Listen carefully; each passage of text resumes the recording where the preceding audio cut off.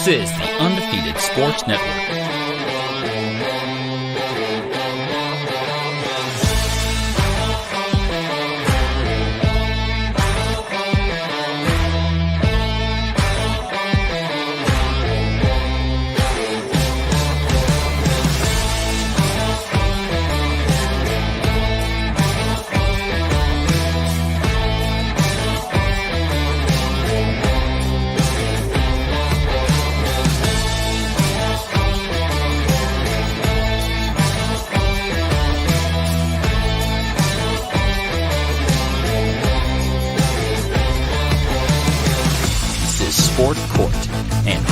Is in session.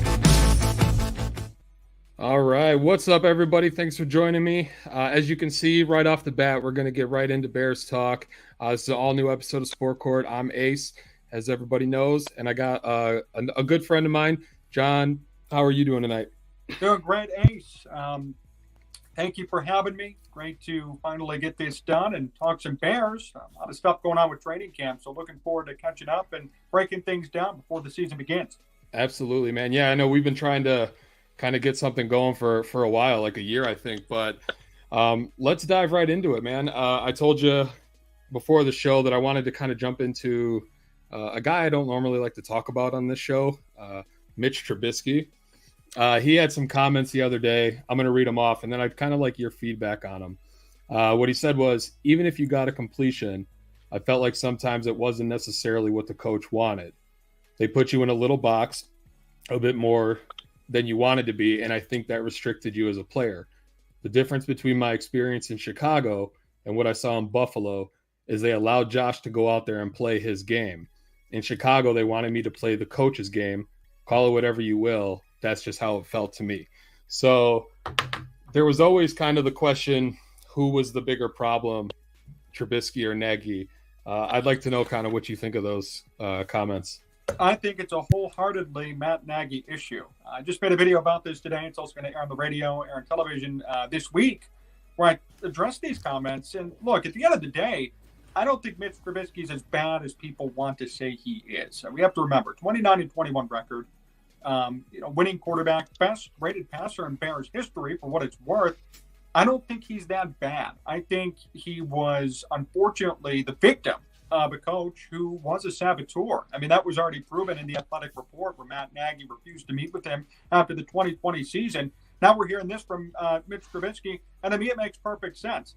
Matt Nagy's the type of coach where if you don't do it his way, you're already screwed. Mitch Trubisky could have ran 100 yards downfield, driven 100 yards downfield, scored a game-winning touchdown, and probably Matt Nagy would have an issue with the team. Boy, you hit the wrong guy, or you checked down on 3rd and 4, should have gone to Darnell Mooney all the way downfield. Whatever it might have been, it's an issue. It's a problem. I really do believe it's a Matt Nagy issue first and foremost. And here's the best part about it, Ace. Matt Nagy's in a better position today than Mitch Trubisky really is. Matt Nagy did not lose any credibility. He didn't lose respect. He's not a meme amongst the National Football League. Mitch Trubisky is. And even to this day, this cloud of Chicago Bears issues is always going to follow him wherever he goes. He might end up being a perennial backup in the NFL. In year 15 of his career, everybody's still going to be talking about Matt Nagy and Mitch Trubisky. Matt Nagy escaped, and yet he brought down more people. So it really doesn't make any sense to me. It's unfortunate that that's the way things went, but at the end of the day, that's the fact of the matter. I give Mitch Trubisky a lot of credit for coming out and saying it. Must have been tough to work up the courage to say that out loud. Granted, he didn't reference Matt Nagy's name personally, but It certainly was enough for me to know that he's talking about Matt Nagy, and there was a serious issue with both of them here in Chicago for the past couple of seasons. Yeah, like you were saying in the Athletic report where Mitch went to go meet with him and Nagy just kind of ghosted him. I mean, obviously the productivity on the field showed that everything wasn't as cohesive as they tried to make it. I'm extremely happy that they went in a completely different way. They got rid of him and Pace and brought in Poles and Eberflus, which kind of brings me to my next question. How confident should we be in Poles and Eberflus? I know Poles is a first-time GM, young guy. Eberflus, he's been in the NFL for a while, but first-time head coach, defensive-minded head coach. When you have a young quarterback as a defensive-minded head coach, really the route you want to take. How confident are you in these guys? I think it's fine to be cautiously optimistic at this point. I don't want to give them too much credit nor too much blame because there's been no games played yet. There have been moves that have been made in the offseason that have been good and maybe somewhat bad. I think Poles has done a great job recently at finding ways to help out this offensive line despite not having enough funds to do it. I love the Schofield signing. I love the Reed signing. I like that Jones is really coming into his own in camp. But, Tevin Jenkins, that's a big issue. But you know what? I give Poles and Eberflus credit. You're weeding out people, right? That's part of the job when you're inheriting a team and you're inheriting a roster that just comes in out of the blue and you didn't ask for these guys. In the case for Jenkins, you're weeding him out and you're making sure that, he may not fit into this new culture, this new scheme, and that's okay. So these are things that I like about both of them. Obviously, Poles got a lot of heat earlier this year because he got rid of a lot of namesakes. No more Khalil Mack. And there were some rumors, at least, with Robert Quinn, but fortunately, he's still on the team moving forward, at least for this year. So, I think at the end of the day, they've done what they've tried to do at this point. I think the big evaluation is going to come in when we see how they do this season, when we see how this Bears team does. They inherited a horrible situation. I will say that. You're leaving, you're losing Matt Nagy and Ryan Pace. You're in cap space hell, and you're going to need a couple of years to get out of it. You have no resources virtually. Ryan Poles did a great job, in my opinion, in the draft. Probably one of the best drafts out of all the teams in the NFL, no question. He did a great job at turning minimal picks into multiple picks, and then drafted a lot of good quality players that could potentially contribute in game one. As far as Eberflus goes, I like the attitude. And you know what? I like the fact that there's this issue with Tevin Jenkins, because you know what it shows to me? It shows that Eberflus is not willing to kind of step to the side or be a pushover. He's saying, you know what? This is it. This is my way. We need to be better on the offensive line. We need to be mentally tougher as a team. Hey, Tevin, if you can't handle it, then get the hell out of here. And I like that attitude because that's what you need to be in football. You need to be tough. You need to be, you need to be practicing with pads and getting after it. Even that fine that the Bears were assessed a couple of months ago, I was okay with it. Because you know what it shows? That this is old school football mentality. It shows that we're talking about being serious even during practices in June and July. So this seems like a different mindset and a more serious culture. So I like that about them. I just want to see results. So until we see results, I can't say they're horrible or they're great. We're going to have to see how this year plays out to know for sure. Right. I totally agree. It's hard. Matt Nagy's first year, everybody was over the moon with the guy, right? Led them to the playoffs. Everybody thought, oh man, here we go. Sky's the limit. I kind of like some of the moves that Poles has made. Like you said, picked up a lot of draft capital. He wasn't afraid to move on from guys like Akeem Hicks, Khalil Mack. And like you said, Eberflus, I liked the way Indy's defense played last year. I thought they played hungry, looking for the ball, which is something that this Bears team has really lacked the last 2 years. And I like that they got a little younger, because you're looking at a defense that, at least before all these moves, I was thinking, oh man, Justin Fields could have a hell of a season. But if you're allowing 50, 60 points a game, odds are you're not going to win those. And I know you brought up the Tevin Jenkins thing. To me, that is the way they're handling it is perfect. That brings me to one of my other questions that I had. What went wrong with Jenkins? And is there any way to really repair that relationship? I know that a report had come out that he wanted, or they were going to trade him, and then they weren't going to trade him, and now they're going to trade him again. So what are your thoughts on the whole situation? I think it's a situation that comes down to immaturity on Tevin Jenkins' part. There's no question that he's talented. There's no question that he has the raw skill set to be a quality NFL player. But the fact is, this guy was supposed to be the 20th overall pick. Many mock drafts had the Bears taking him at 20, and he dropped all the way down to the late 30s, and the Bears traded up to get him. That's strike one. And when you see former scouts saying, oh, I wanted him completely off my team's draft board because I knew about his immaturity issues, that's a big red flag. And I'm shocked, well, not really shocked, that Ryan Pace overlooked it. I'm not shocked because Ryan Pace is crap. But really, I'm surprised that he overlooked that. I mean, if you have another scout saying we don't even want him on our draft board anymore, that's a big red flag. That's a problem. And obviously the Bears thought it didn't mean anything. Then all these injury issues, this is reminding me of like Chris Williams or Gabe Carimi all over again. I don't think anybody wants that. I think everybody's had enough of that stuff. The whole point of bringing in Jenkins was to reinforce the offensive line. And on the surface, Jenkins has enough skills, without question, to be a quality offensive lineman. But the fact is, the maturity is going to keep getting in the way. The focus is going to keep getting in the way. I like the way they've handled it so far. The only thing that scares me is obviously trading him when you're probably going to get nothing back. But here's what I say to that.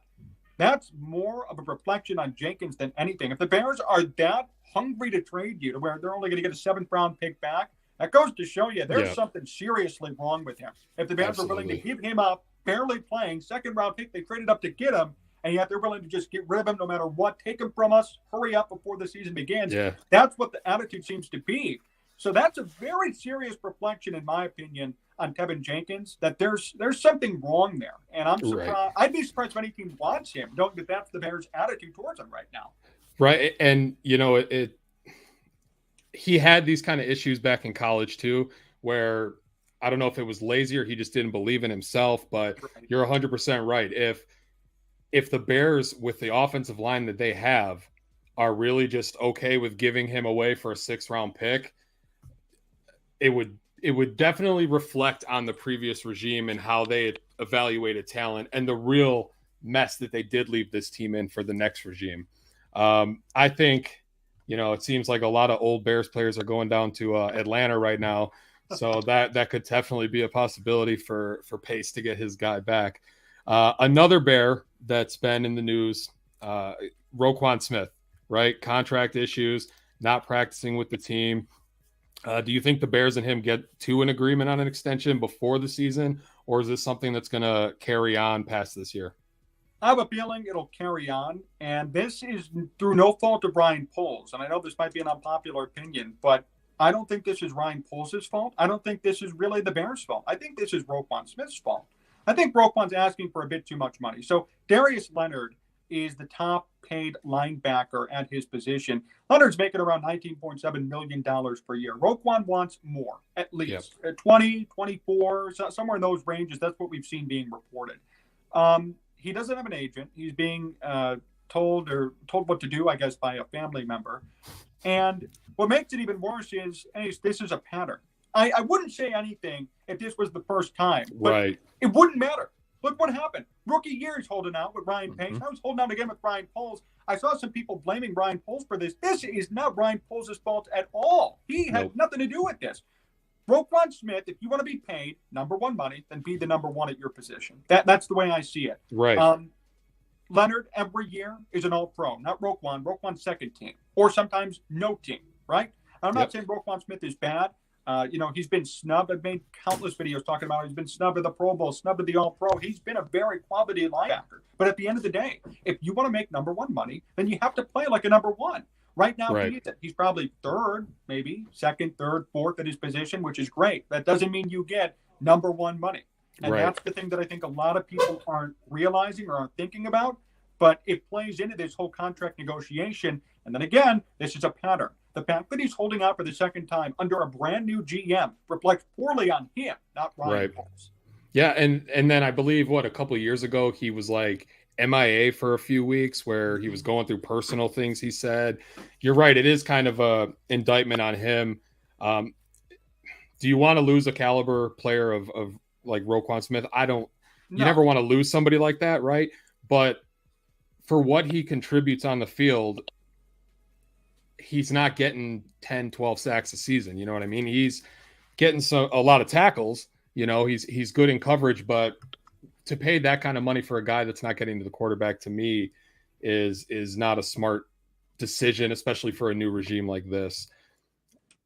$20 million, dude. $20 million, Ace, for Roquan Smith, I think, is just kind of a ripoff. And I know that might be tough for people to hear. He's a very good linebacker, but you got a new regime coming in. You have to lot your money smartly in this case. The Bears are going to have a lot of cap space moving forward. We all know that. But that doesn't mean you just overpay for the guys you already have and lose it all once again. You need to have this money set aside for reinforcements that you're going to need on the offensive line, potentially new wide receivers, maybe a new running back if David Montgomery and the Bears don't get to an agreement. There are going to be other holes that need to be filled besides linebacker. So Roquan Smith at this point, I think, should be grateful the Bears are offering him $15 million. That's more than enough money, and that's certainly worth what he puts out on the field. Absolutely. I totally agree with you. Speaking of the defense, there's a lot of new pieces on the defense, right? You lost some old guys, guys like Jalen Johnson, Eddie Jackson, especially Eddie Jackson, I think has struggled the last few seasons. Ever since Amos left, it's kind of been a rough road for him. Who do you see taking the biggest step forward on the defense this year, and why? I think it's going to be a couple of those rookies. I think Brisker is supposed to be very good in the secondary, and I think that's something that the Bears lacked a couple of these past couple of years. Really, I mean, 2018 the Bears led the league in takeaways. I think it was 32. They had a lot of interceptions, a lot of fumbles, and it slowly but surely went down. And that also contributed to the Bears going 8-8 the past couple of years. Then last year, obviously 6-11. So they needed reinforcements in the secondary. I think Brisker is going to have a really up-and-coming rookie-type year. Same with Eddie Jackson. I haven't heard anything bad necessarily about Jackson this year with the new regime. Now, that could change on a whim. Maybe he has a bad practice here or there. But, you hear about Tevin Jenkins, right? You hear about Tevin Jenkins' issues. You don't hear about Eddie Jackson having issues. You'd think, based on his performance these past couple of years, that maybe he loses polls. He wouldn't fit in this new regime. But so far, I haven't heard any bad reporting about what Jackson has done. I think he's certainly a bounce-back candidate, no question. If he could replicate 2018, 2019-ish, that would be amazing. That'd be a revelation for the Bears. It'd be like signing a brand-new secondary piece that you never had. So I think those two are going to be guys to watch for sure.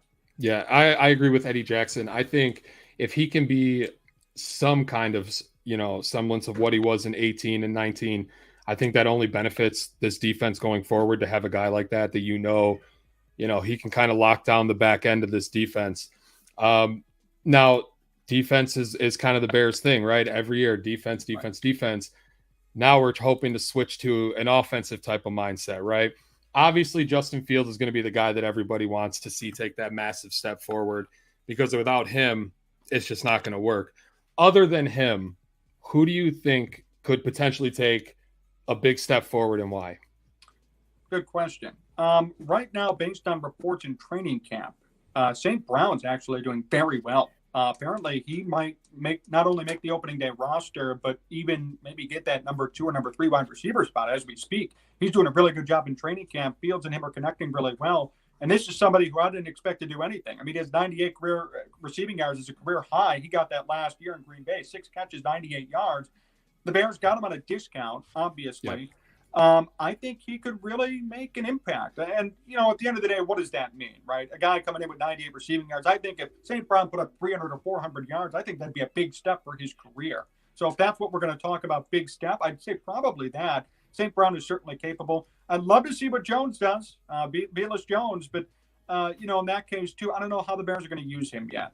There's a lot of talk about him being a comparison to Deebo Samuel. What does that mean for the Bears offense? Are they going to be running with Jones? Are they going to be passing to Jones? Is he going to be returning? What is he really going to do? That's yet to be seen. Maybe we'll get a glimpse of it in preseason. Jones could also be a candidate as well, depending on what his role is going to be moving forward. I like Jones. I know people kind of, negative on him a little bit. I think it'd be nice to see a guy like him take a step forward. Yeah. I like that they brought in St. Brown. I'm a Bears fan, obviously, so anything green and gold, you can go and sit over there. But I think to bring a guy in that has seen a culture like Green Bay, seen a quarterback that can thrive, seen an offense that works, knows a winning mentality, especially on the wide receiver. Personally for me, I don't think having one dominant wide receiver is the ultimate thing. I think if you have 2-3 guys that are good to above average, that helps your quarterback feel a little bit more comfortable than just always having to rely on one guy.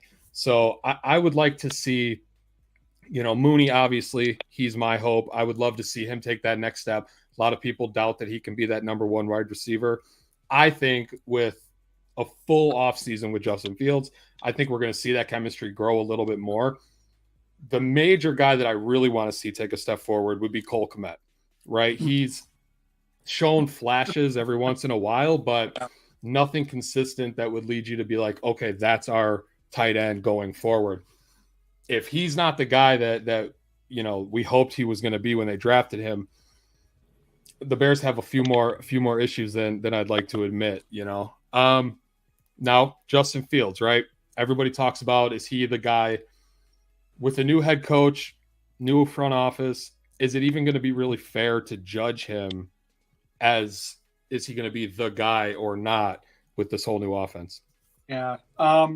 No, it's not going to be fair. And I think we all still have to be patient with him. To the demise of many people who want to call him the savior right now, got to be patient. And if he doesn't do well, why doesn't he do well? That's going to be my question to everybody who wants to evaluate and prognosticate about Justin Fields moving forward this season.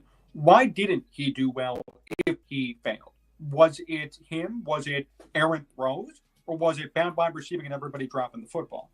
Was it lots of interceptions based on tipping it off a receiver or tipping it off the fingertips? Or were they bad throws? Was he getting sacked a lot because he's taking too much time in the pocket or the offensive line still isn't there? Did he fumble the ball too much? That's on Justin Fields himself. These are the things that I'm going to be looking for. I don't really care about record right now. I want to see how he can improve. Will his numbers be similar to last year or not? See, there are a bunch of confounding factors with evaluating Justin Fields. It's going to make it very hard.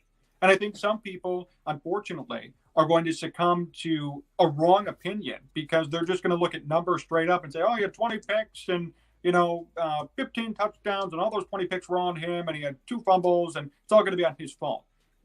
No, not necessarily. I want to watch every single interception. I want to watch every single fumble. I want to watch every single incomplete pass. Because he has a 59% completion percentage, that doesn't mean he sucks. It could mean that the receivers can't catch the football.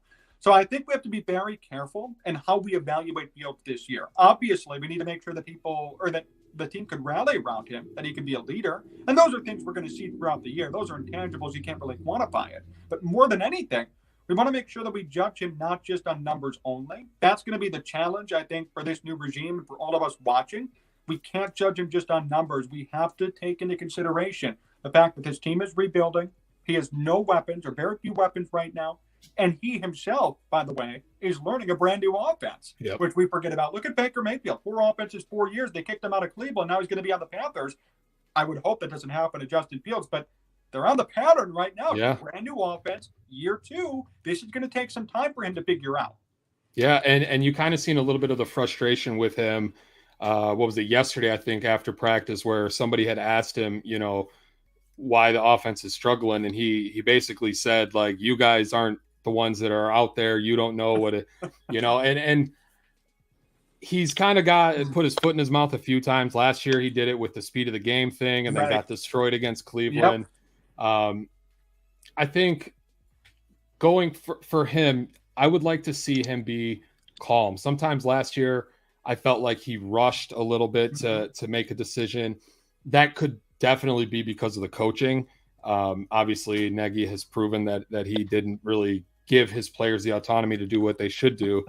I would like to see his footwork. I know that last year he struggled to release the ball quickly. I would like to see more decisiveness from him. I think if you can see those things, you can see, during the game, if these drives are sustained long drives and okay, you might not score, but you're not making those dumb plays where, okay, you're throwing behind a receiver to get picked off. Or I just want to see him make smart plays going forward and to elevate some of these guys that are on this team, like the guys that we discussed earlier.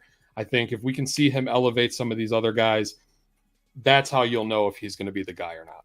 And I'll say this too. I think he already has to an extent. I mean, Darnell Mooney had a 1,000-yard year last year. In my opinion, Darnell Mooney's not a number 1 wide receiver yet, and I don't know if he's ever going to be. I would hope he could, but I really don't think so right now. So the fact that he put up 1,000 yards, that's Justin Fields elevating somebody. Cole Kmet getting 500 receiving yards is unbelievable to me. The guy cannot hold on to the football, and he scores no touchdowns. I am not a big fan of Cole Kmet, and this is a big test year for him. But the fact that his stat line looked good last year, that's a testament to Justin Fields, not anybody else. So he's shown that he can elevate other people. The question is, though, can he take care of the football? Can he, improve his footwork and stay calm? These are things that are going to come with time for him. But even more than that, does he have enough talent around him to show some sort of improvement and to lead this Bears team to a better record? That remains to be seen. But again, I like that philosophy. Does he get anybody else better? And does he himself get better, regardless of record or regardless of pure numbers? Do we see with our eyes improvement, not on the stat line, but into game? That's going to be the biggest question moving forward. Absolutely. John, I appreciate you jumping on with me, man. I know we've been trying to get this going for about a year now, and it was fast. I messaged you. You were like, hey, how about tomorrow? And yeah, hell yeah, I got you on. And I enjoyed the conversation. A lot of kind of rapid fire, which I kind of like, go through some things, tell the people what they want to hear and go from there. Do you want to let everybody know where they can find you? Sure. Thank you, Ames. First of all, I just want to say thank you. You caught me finally when I graduated from school, so there's no more 10-page papers to write. So now I got more time to, Right. spend time with you, and I hope we can continue this moving forward and do something else down the road. You guys can find me sportstalkchicago.com or find me on YouTube, Sports Talk Chicago. Got about 14,000 subscribers there, so feel free to find me all those places. We're on WCKG. I'm the sports director of WCKG, so you can find me there as well. And VPod TV, channel 59.3. So all over the place. But if you just remember Sports Talk Chicago, you're fine. Put it into Google or something. Yeah. You'll be okay. You'll find whatever you need to find. All right, man. Thank you again for jumping on with me. I can't wait to do this again. Maybe we'll catch up sometime during the season. For sure. That sounds great. Thank you so much, Ace. Really appreciate it, brother. Thanks, man. All right, guys. Oh, I could talk Chicago Bears football all day. A lot of good knowledge. I do think that the Bears have a lot to prove to the fans this year. I think personally myself, I've been jaded by the Chicago Bears. I think that they haven't proven anything. They'll have one good season and then 3 or 4 terrible seasons. And when you're looking at a division with Aaron Rodgers, who the guy never seems to slow down during the regular season. Now, playoffs is a completely different beast for him, but at least they're making it to the playoffs. Whereas the Bears, they made it, but they made it because they added an extra team to the playoff, structure. And I don't want to make it that way as a Bears fan. I would like to see them take that step to prove that they belong with the top tier teams, that they belong with, the Rams or the Bucks, the Packers even. I do think it's going to be a couple seasons. I don't think expecting playoffs this year, probably out of the question. It'd be a nice surprise. I don't think it's going to happen. I'd be surprised if they win 6 games. But, that's the roller coaster we ride as Bears fans. Many of you know just how hard it is. I want to thank you all for joining me tonight. Thank you to John for jumping on. And we look forward to, we got Turtles Take on Tuesday. And I should be back next week. Thanks for tuning in.